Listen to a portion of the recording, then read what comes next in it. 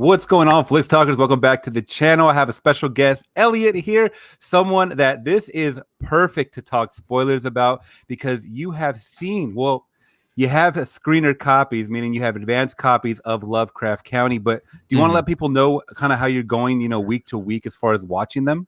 Yeah, so there's this is my most anticipated series for the rest of this fall season, besides like The Mandalorian and the follow up to The Haunting on Hill House. So I was really looking forward to this. So there's a ton of coverage for this show. I'm doing a review every week on my channel. I'm talking to some other people on their channels about it. So for me personally, I have the first 5 episodes and I've seen the second one, and I just want to kind of keep it at that. I didn't want to go 3, 4, and 5 because it'll be hard to kind of do reviews knowing what's coming ahead. So it's been a fun series so far. 2 episodes in, I'm so happy. Recording this on Wednesday, and everyone's most people saw it on Sunday.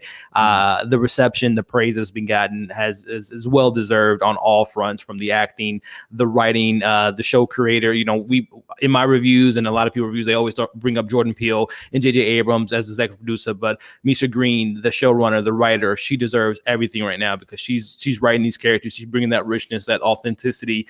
So it's just been a great time to be a horror sci-fi fan right now with this amazing reception of the show so far. Oh, most definitely. And what I wanted to do is just kind of let it marinate for a couple of days and then record like my spoiler reaction. I think that's maybe what I'm going to do for like episodes 2 through whatever it ends off on, 10 or whatever it is. And then yeah, because I think it's good to kind of talk about your initial thoughts, spoiler free. But I think after that, it's like people want to hear spoilers if they watched along each episode. It's kind of hard to do a spoiler free review, I guess, for everyone. Yeah, I mean, for me, it's like one of those. It's like if you're reviewing episode 2, 2 through 10, then obviously I would assume people have seen the episode, because why would they be watching reviews for 4 or 5 if they haven't even seen it? So I assume, yeah, exactly. Yeah, people jump on the bandwagon. For sure. And this was one that was extremely hype as far as, numbers were being flown out there, ratings and stuff like that. Just a great critical. And of course, I'm like very judgmental when it comes to Rotten Tomatoes, especially the last couple of years. I mean, we've seen what's going on, right? But then you're like, you got to check it out early, and I was like, okay, I trust your word, man. I'm going to put everything on hold. I'm not really watching anything. I saw it that Sunday, blew me the F away. Like, I was really, from beginning to end, I was like, how are they going to tie in, a lot of this racist, this Jim Crow era with the creatures and stuff like that? And then I started, like, as I'm watching, I'm like, okay, they're almost like one and the same, when you start thinking about it. But yeah, the hype is over now as far as, like, I mean, if you've already seen episode 1, guys, you guys know we are talking spoilers. So this is Lovecraft Country.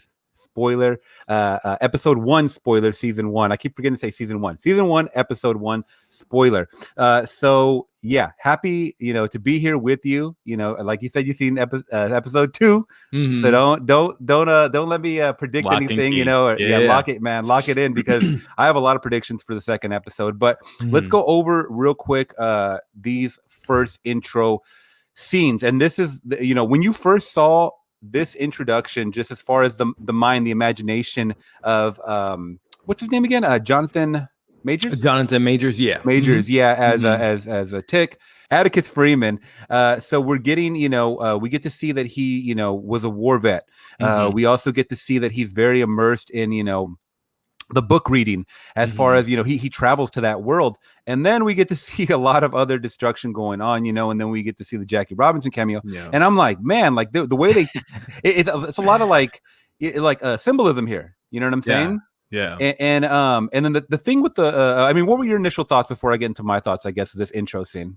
Yeah, I mean, so H.P. Lovecraft, I haven't read any of his novels or short stories or anything, but I know that he has a mind that just is as fascinating when it comes to this Lovecraftian, horrific, kind of cosmic type of subgenre. So seeing the first 5 minutes, man, I was blown away. The only film I've seen that was adapted from his work was The Color Out of Space with Nicolas Cage, which definitely has some interesting cosmic elements to it. So seeing the I can't think of the monster's name. It's a very popular monster that's in his novels, the big octopus monsters. Jackie Robinson split it in half.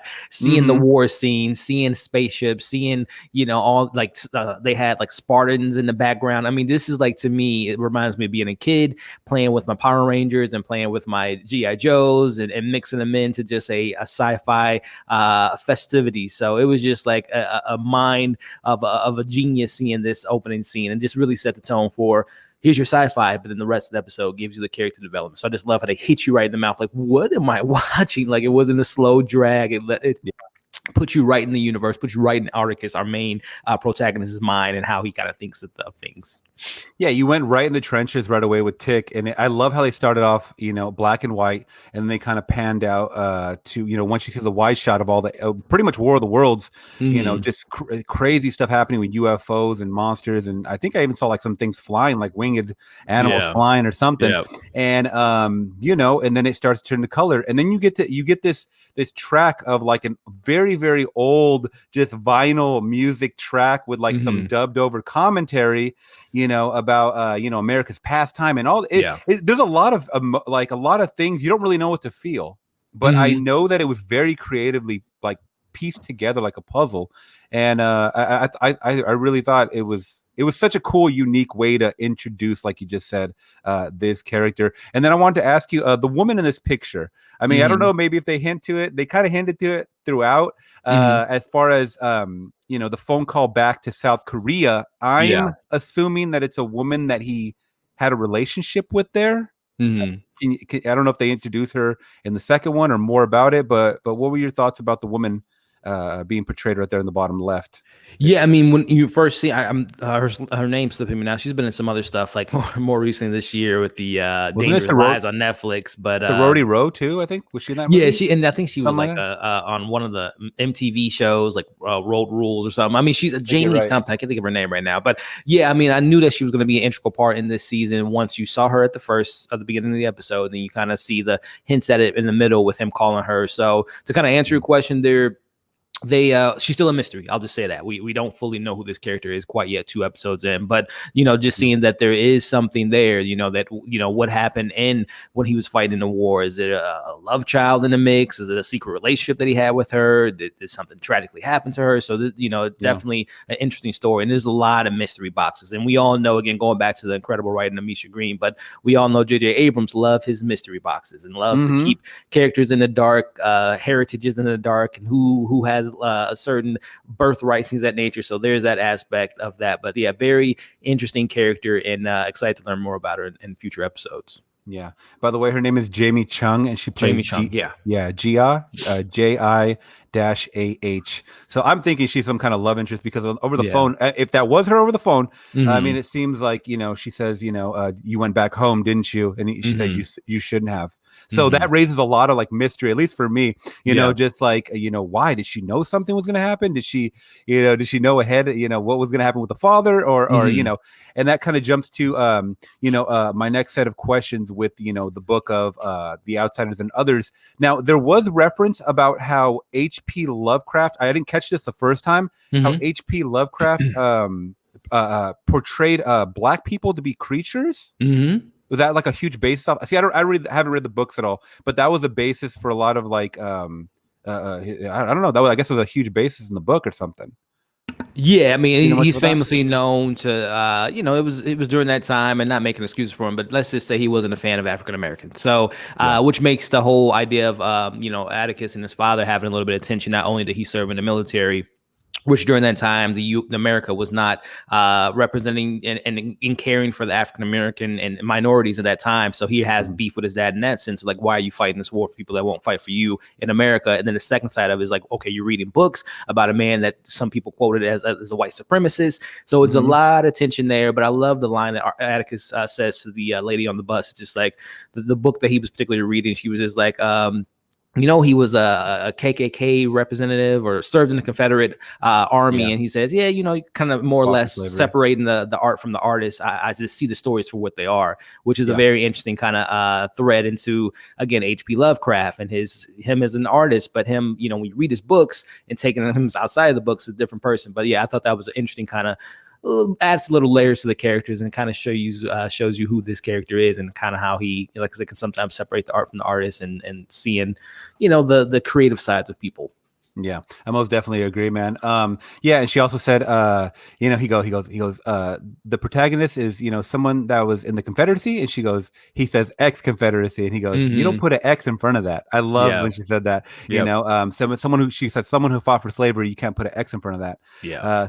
Yeah, I thought that was genius. Writing once again, and then we also get, the Arkham, which I still believe Arkham. They changed it because they didn't want to keep it Arkham because of the, I guess, mythos around all the creatures, so they kind of changed it. What is Yeah. your Yeah. interpretation on the well, he read it initially as Arkham, and then Uncle George said, no, it's Arkham, that's a D. Do you Hmm. think that was the town had changed over the years, because they said it wasn't even on the map, right? Yeah, and there's definitely some interesting stuff around the town come further episodes. But yeah, I think there's some intentional, again, more mysteries to be said about this particular county and their hate for the blacks, and also kind of secrets the town has. So yeah. Mm-hmm.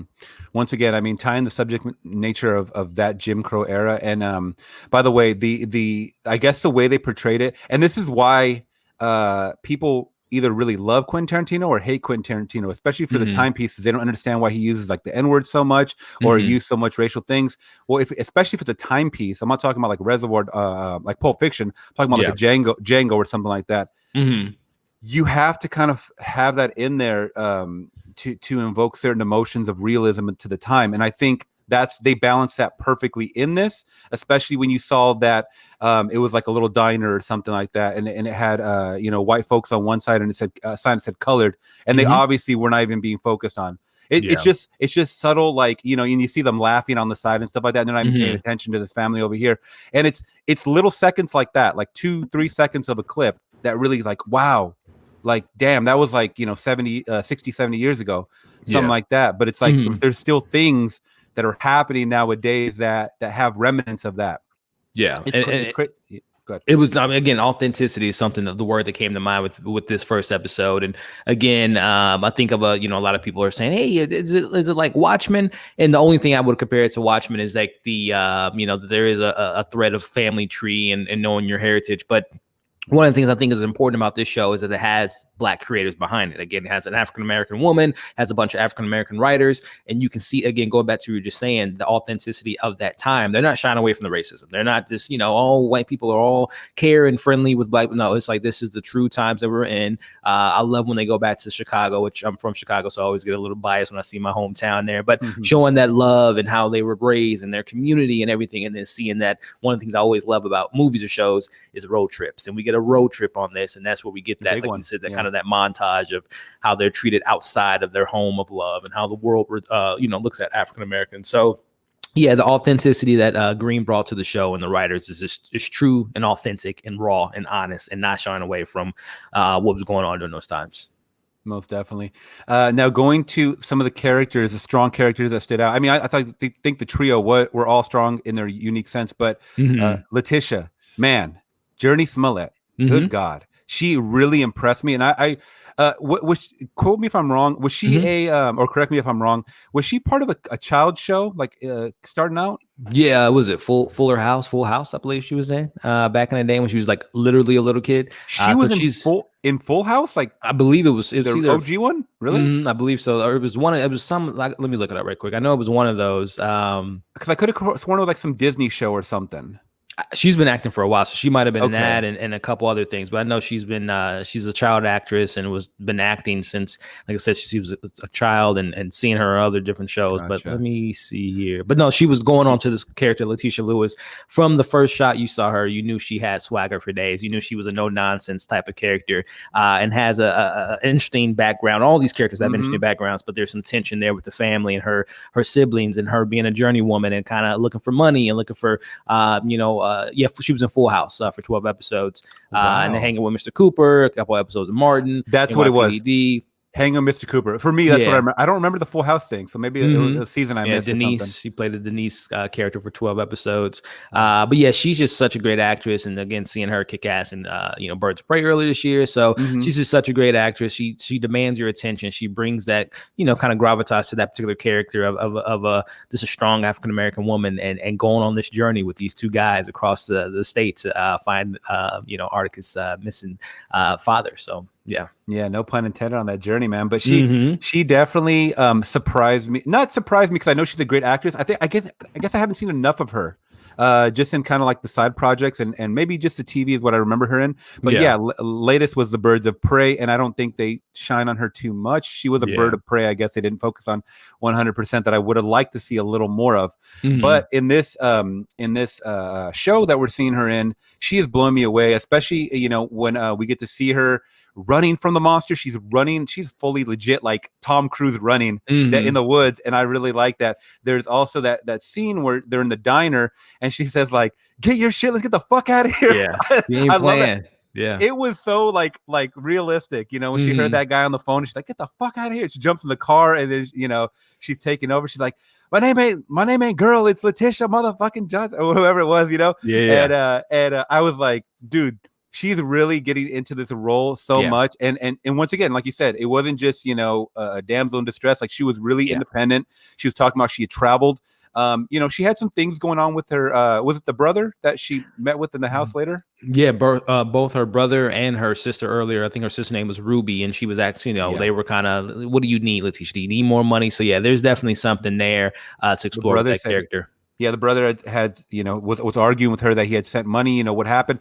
And I guess the central theme between the thing that was the conflict that was locking them both, the sister and the brother, was that she missed the mom's funeral. That was a big part of it, and they kept throwing it in her face. Yeah. And I mean, you could tell there was regret because of that, whatever was going on, and she was talking about she'd been all over and stuff like that. But I mean, she's proven to be, this is proven to be a triple threat that I can't wait to see more of. Now I wanted to talk about, obviously the other creatures that we know about in the show, and these are the racist cops that they encounter in this county that they get into. Man, this is the title of the show, right? Is Sundown. The episode is Sundown, I believe, and this is where they talk about the Sundown Law, which I could not believe. I didn't look it up yet, but I wanted to see if this is like a real thing they implemented in real life, or they make it up for this. I'm sure it's real. It's an unfortunate situation, but it was a real situation during the Jim Crow era. Again, it was just a lot of lawless things you can do to minorities during that time. So, that title. I love when shows, the title isn't just a title just to kind of, put on there to sell the episode. It actually has a meaning to it, a literal sense of sundown, the monsters coming out, on a literal sense from the police officers, but also the monsters in the show. So definitely a double entendre there with that title and that cop, man. Just from, they talked, they alluded to him a little bit earlier in the episode when they went to the brother's house, and they said that people go missing in the woods. It could be grizzly bears or wolves, or it can be this sheriff. They don't know who they want to run into first, who's the worst. So you definitely they hyped him up, and he was definitely the a-hole, right? He was definitely the cop that you did not want to get pulled over with.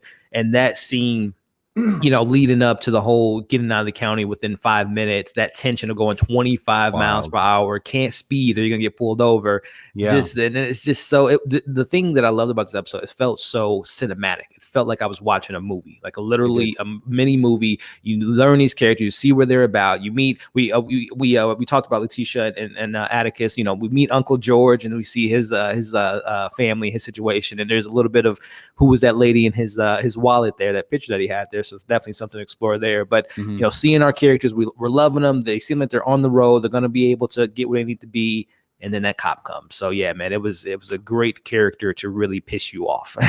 Yeah, most definitely. They did their job with the writing, with the mannerisms of everything, and all the cops, involved with all of that, because it was just all accusations. You guys were the ones that stole from some robbery or something they were talking about, and it's automatically just point to the first black person that they see in their town. And it's crazy, it's disgusting. But once again, it was a sign of the times that needed to be put in there, and it just adds more for us to root for this trio to get where they need to get. I mean, in Atticus's instance, he's looking for his father, right? And then yet there's this note that Uncle George is like, your dad isn't right this way. Something else is going on, and then we see that, at the end, I don't think it was written by him. I think it was written possibly by this character at the end, but or I don't know, but he needed to be at the place that he's in at the end, and we'll kind of jump to that right away. But I didn't want to neglect, since we went over Letitia, is the powerful acting that we get from Jonathan Majors, man. So I mean, I know you. Did you ever check out the movie? Was it last year? Is it Last Black Man in San Francisco or something? No, Or it's on last? my list. Yeah, it's on my Okay. list, man. Yeah, especially after seeing him in the Five Bloods, and then of course this.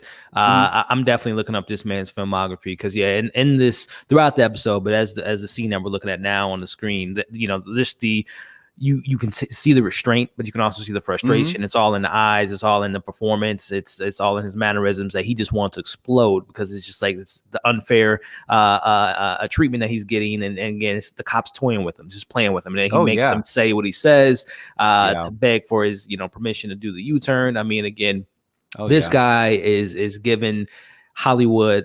He's putting them on notice, like, hey guys, I'm a 30-year-old black man with a hell of a lot of talent. I can do TV, I can do movies, I can be in a Spike Lee film, I can be on an Oh yeah. HBO high production value show.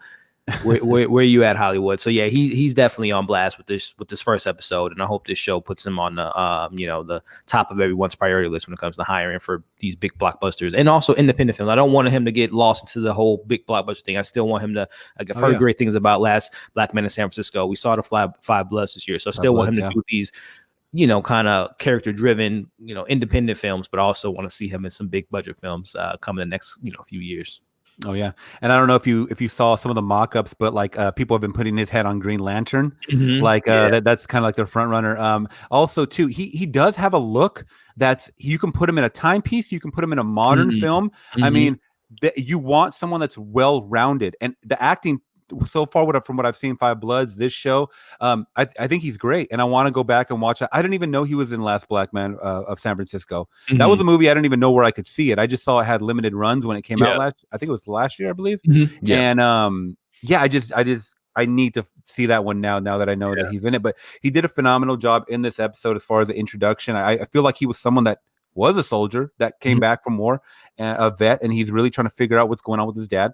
And he seems like a leader. Obviously, apparently, well, just for this group, he seems like a leader, right? So I see everything that fits the character details for what they wrote out for him, and I think that's great. Sometimes oh, he's supposed to be a soldier, but he doesn't feel like one. This one definitely feels like who he's supposed to be, and I really do appreciate that.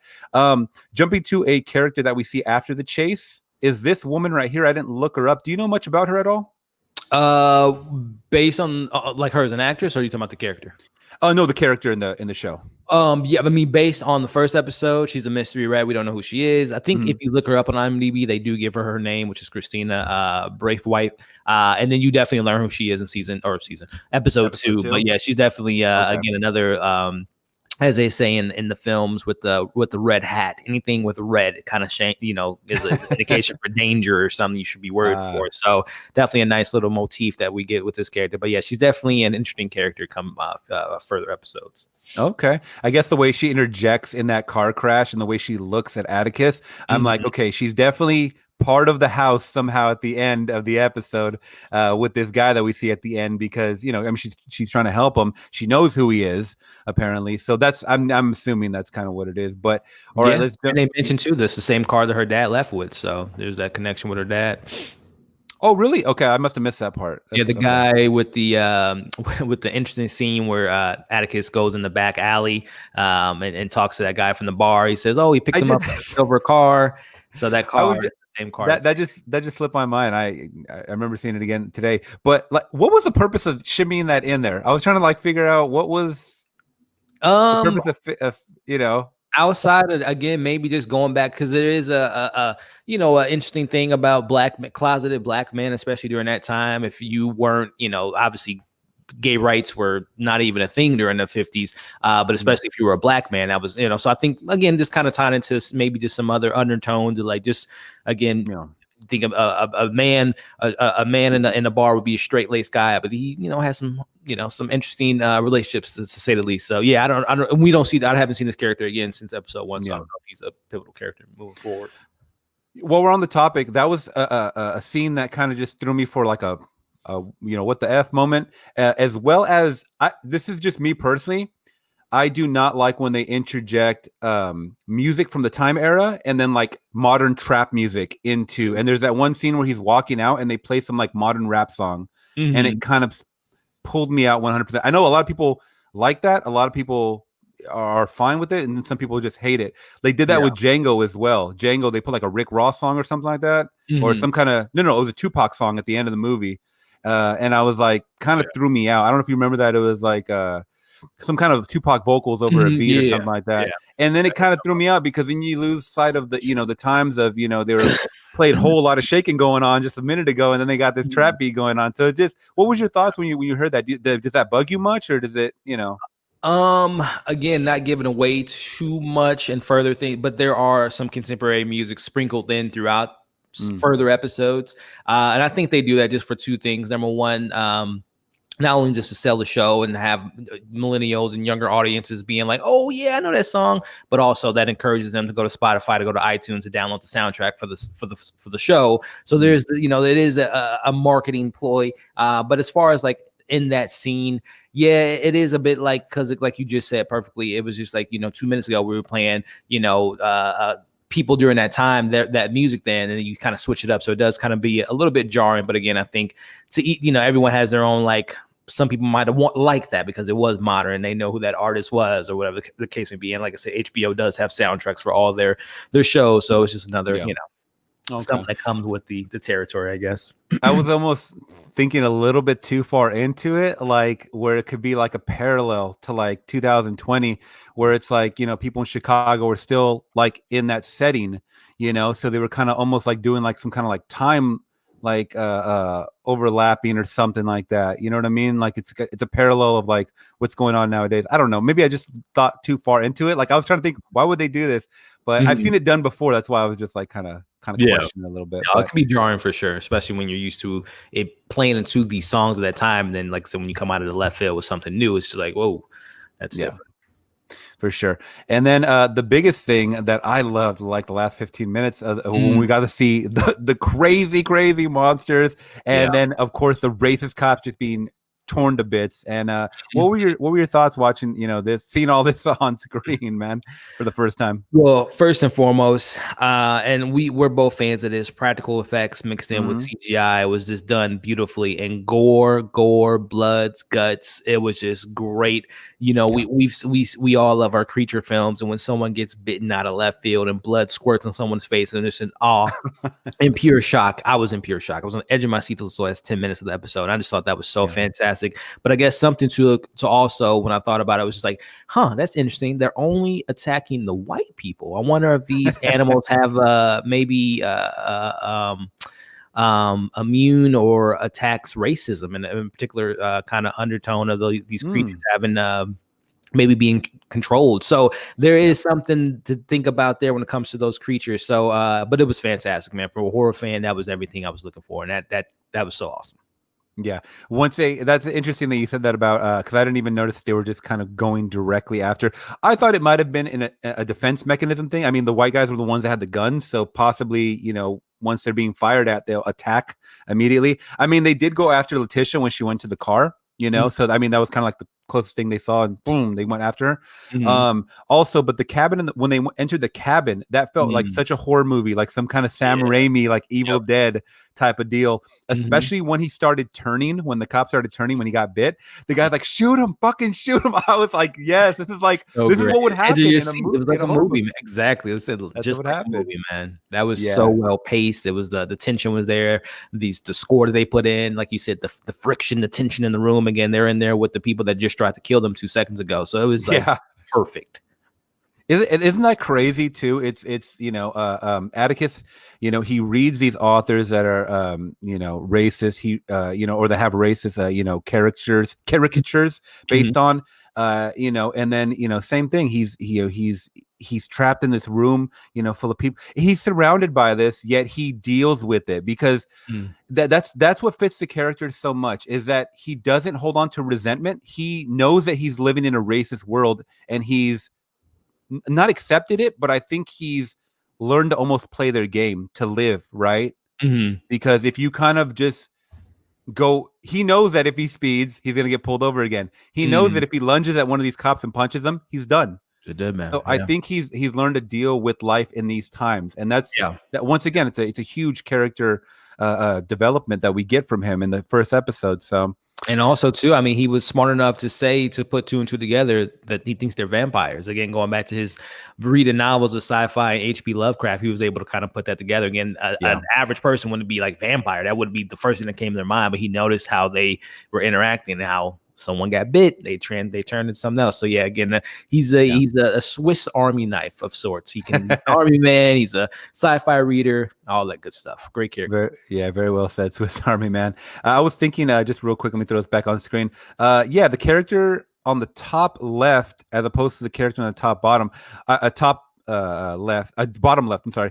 I felt like they were two different creatures, but I don't know if the creature on the bottom left is going to turn into the one on the top left. That's why I thought I was trying to give it in my spoiler-free review of the first episode of there could be possibly a couple of different monsters that we get with this one. I mean, obviously vampires, they don't like sunlight, and neither did the larger creature on top, but it just looked like a little more evolved, and then it buried itself in the ground, which is not really a characteristic of a vampire, but it's like it's trying to get away from sunlight. So maybe these are creatures that he created, but they are vampire-like. I'm just trying to get into it, but oh yeah, I mean, again, with the few little things I do know about H.P. Lovecraft, there's a variety of creatures and variety of different mutations and stuff like that. So yeah. Okay, very cool. And we see that once they get out of that, they find this huge mansion out here, which is beautiful. And they once they open the door, they're greeted by this character here. I didn't look up his name. Do you know his name by any chance in the show? Yeah, William. Okay. So I mean, and he says, "Welcome home," right? Yeah. So and he opens the door before he even knocks on the door, and they are just so shocked at the bottom frame right there, covered in blood, which I love that shot, by the way, when they showed him doused in blood. But it's like, can you give us a little bit, to nibble on? I know you've seen episode 2 of season 1, but just as far as what can we expect in episode 2, I guess a little bit. I am extremely excited to see people's thoughts on episode 2, and without getting into spoilers, I just want to see how they feel about the tone, how they feel about particular characters, and there is a lot of stuff that happens in this episode. Big things happen in this episode, to say the least. It felt a lot grander than what you expect from a second episode of a season that has 10 episodes. So yeah, it felt like if I'm being honest, it felt like a season finale almost. So, but I'm very, very fascinated to see what the reception is for the second episode, because again, this first episode, I think you would agree to, it was like fantastic. It's a great pilot episode. Oh yeah, it was 5 out of 5 for sure. Crossing over from episode 1 and 2, passing that baton from one director to the next. Sometimes, it's different, because again, you have a different director. They have their take on the character. They want to have this through line, but they have their own sensibilities to what they interpret the story to be. So I'm really excited to see what people think about this episode, and especially that ending. So yeah. That's good to hear, man. Thank you for saying that, because I had people asking me once I made my post on the first episode, spoiler review, spoiler free, review. They were like, man, this episode was so good. I hope the second one doesn't disappoint. And I think I was thinking that. I think a lot of people were like, okay, they're just going to pump it out for this pilot episode, and then we're going to kind of get into super extreme character development. It's going to be slow. I think don't put the brakes on the second episode. It's full metal. I mean, there is some exposition, obviously, learning about, you meet some new characters, you learn more about the mansion and stuff like that. But it's pedal to the metal still. That's great to hear, man. Well, yeah, that's pretty much the my thoughts on episode 1 of season 1 of Lovecraft Country, and I'm super excited to now I'm excited for Sundays again, man. Yeah, that's the thing, man. HBO doesn't play around when it comes to their premium content, man. They're not, and I love me some Netflix, but they don't pump out stuff like Netflix. They are very meticulous about what they put on their platform, and it's this is the biggest show, I think, ratings wise, since Game of Thrones, as far as like a season pilot episode. So really, it blew the doors off the water. So this is a very successful ratings and very successful show. So I'm excited. Like you said, this is the binging school, but this is the type of show that you talk about every week. That's the fun thing about shows like this, is the conversation. It's not a 1 weekend event. It's a 10-week event that has people speculating, making theories, laughing, crying, screaming, all that fun stuff. The show has everything, and I can't wait to talk about it. Very cool, man. Well, thank you, Elliott, so much for joining the channel. Yeah, I think you might be the most hated man in America for having the 5 episodes of oh man, Lovecraft not at all. Country. There was people that had it freaking a month ago. HBO was like super late. It gave it to me like 3 days for the premiere. So no, I mean I'm Well, very fortunate to get it, but it's just like, man, it's yeah, and also too, those early screeners sometimes they're like they don't have the full visual effects. There's ADR, so it isn't like a full complete episode sometimes. So I'm definitely going to revisit them once they're finally polished. But yeah, definitely fortunate. But yeah, it's like I said, people have been sitting on it. I feel bad for people who've been sitting on spoilers for like a month and a half. Oh wow. Well, to most of us normies, we're jealous. I'll just say that. We are jealous, man. But yeah, thank you so much for making some time, man. And real quick, I have a thumbnail just kind of like of your most recent videos. If you want to talk about them, just kind of let people know about your channel if they're seeing you for the first time here. Yeah, man. So yeah, no doubt. So yeah, coming up, well, currently on the channel, I did a review for The Sleepover, a family fun adventure. I really had a fun time with the film. I don't think everyone's gonna love it as much as I did, but I had a good time with Sleepover on Netflix coming out this Friday. We talked about Lovecraft Country episode 1, spoiler-free review. Project Power was last weekend, and this Sunday, for all my DC fans out there, I will be hosting a kind of a DC fandom recap for about an hour, myself and some other DC fanatics talking about all the stuff that we're going to be getting this Saturday. And then the second hour is a Q&A, kind of myself and a couple other people on the panel just taking your live questions. And then as far as like up and coming things, there's a screener for, I'm watching this, I can't even think of the name of it. It's an Amazon kind of YA film, Chemical Hearts, which I'm going to be checking out and reviewing soon. There's Ivan and Me on Disney Plus that I'm watching currently now. I got to finish. And then there's like, I got the, literally before we got on here, Train to Busan, Peninsula, and Cutthroat City. So there's a bunch of stuff coming pretty soon on the channel. So definitely keep an eye out for that. Jealous, man. I am jealous of all the good stuff that it sounds like you're about to review soon. I just hope it's good. I hope they're good stuff. That's yeah, that again too. But yeah, I'm hoping. Well, I already heard a couple of reviews for Peninsula, so but I mean, I'm not gonna until I watch it. But thank you so much once again, guys. All of his social medias are down in the description, so make sure you send him a follow, especially on YouTube. Subscribe and hit that bell notification. But we will leave it at that. So thank you guys so much for tuning in. If you guys did appreciate this episode, make sure you guys hit that thumbs up. Well, the episode spoiler review, and I'll be doing each one every week, guys. All right, till next time, we are gone. Peace.